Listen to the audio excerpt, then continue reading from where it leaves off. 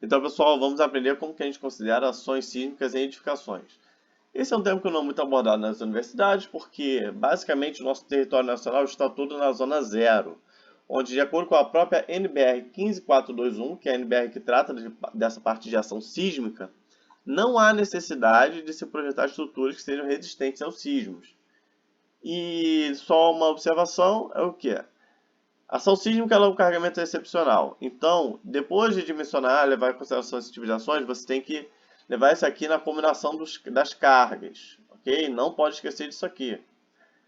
E quando a gente estiver numa categoria sísmica B ou C, que vai abranger da zona 2 até a zona 4, a gente pode utilizar o método das forças horizontais equivalentes, que eu não vou abordar nessa aula, vou abordar em outra aula, porque isso aqui é um pouco mais complicado, que a gente tem que levar em consideração o tipo de solo, entre outras coisas.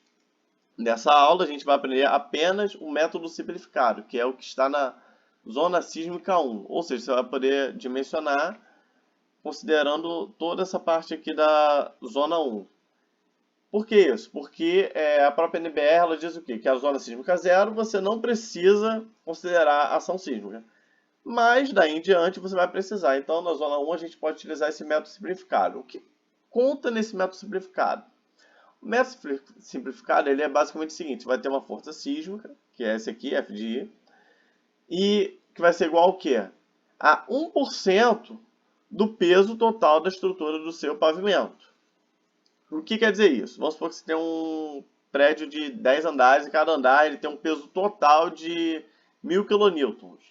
Então você vai pegar 1000 kN vezes 0,01 e você vai adotar isso aqui como se fosse uma carga horizontal e vertical, como está apresentado aqui. Entendeu? É basicamente isso, pessoal. Não tem muita dificuldade. Isso aqui se vocês forem fazer uma comparação, é basicamente como se você fosse considerar o que? A força do vento. Então, a força sísmica, ela se assemelha muito ao que? A ação do vento, como eu coloquei aqui escrito. Essa ação deve se projetar estruturas resistentes às ações do vento e de sismos. Por quê? Porque são ações que elas têm basicamente a mesma característica. É uma força horizontal aplicada na sua edificação. Ou nesse caso aqui, vertical, dependendo para onde é que você estiver olhando da planta da sua estrutura.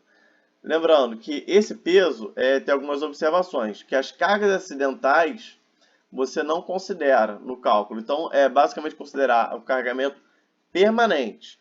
Apenas nessa parte aqui de estacionamento, você tem que incluir 25% da sua carga acidental. As forças elas vão ser aplicadas uma vez em cada direção da planta do edifício, como está demonstrando aqui. E elas atuam no centro de massa de cada pavimento. Lembrando que isso aqui que eu estou falando é válido para estruturas aporticadas simples. Se você passa a ter uma geometria bem irregular, outros métodos são necessários. Aí vai para a parte de método espectral, entre outros, que eu nem vou abordar nesse canal.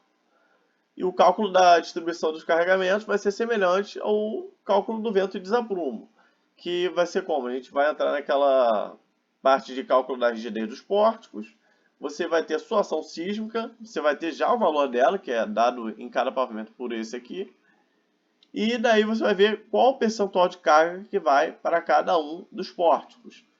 E uma recomendação é que a gente considere os efeitos da excentricidade. Lembrando que isso aqui, pessoal, é apenas uma recomendação. Não existe nenhum tipo de obrigatoriedade para se considerar essa excentricidade, ok? E só para refrescar a memória, como que a gente calcula pelo próprio método simplificado de repartição de cargas a distribuição das cargas nos pórticos? A gente vai ter o vetor das forças externas. Qual é a nossa força externa nesse caso? É a força sísmica. A força sísmica ela vai ser o quê? Vai ser aquele 0,01 vezes o peso do pavimento. Aí vai ter aplicando em x e em y. Você vai ter que calcular a rigidez de cada pórtico e depois disso daí tudo calculado, você vai ter a força que vai atuar em cada painel de pórtico. Com essa força você vai entrar naquela parte de combinação de carga e vai verificar o quê? o valor que vai para cada pórtico seu. Lembrando aqui, isso aqui está em outros vídeos, pessoal. Não tem dificuldade. Eu fiz essa aula mais para mostrar que essa parte tipo ação sísmica, ela não é muito difícil de entender. Se você tiver, tipo, tô numa zona sísmica 1, eu quero considerar isso aí só para ficar mais seguro e tal. Esse aqui é um método válido, consta na EBR, mas existe outro método que é até mais preciso. Isso aqui é mais uma curiosidade. Eu recomendaria que, se você estiver numa situação dessa, por mais que esse método ele seja válido, recomendo que utilize o método de forças horizontais equivalentes, que leva em consideração a parte de interação solo-estrutura, que é um método que, bem ou mal, ele vai te dar respostas mais precisas. Mas, de qualquer forma, é bom a gente aprender que existem outros métodos.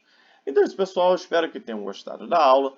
Considere se inscrever no canal e compartilhar o conteúdo. Até mais!